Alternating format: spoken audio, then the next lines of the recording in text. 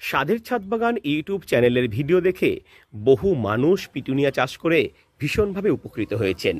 প্রচুর ফুল ফুটিয়েছেন তারা। ফুল ফুটছে এই মার্চের তীব্র গরমে এখনও তাদের ছাদ বাগানে। কিন্তু এর মাঝেই ছন্দপতন।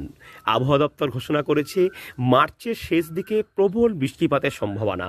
তাই অনেক ছাদ বাগানি বন্ধুরাই আমাকে জিজ্ঞেস করেছেন, রাজু ভাই এখন আমাদের কি করণীয়? হ্যাঁ বন্ধুরা, আপনারা যারা আমার ভিডিও দেখে পিটুনিয়া গাছের একটা বিশেষ সার প্রয়োগ করে পিটুনিয়া ফুল থেকে ফল পেয়েছেন, সেই ফলগুলোকে এই সময় কালেক্ট করতে হবে। এই হচ্ছে ফল।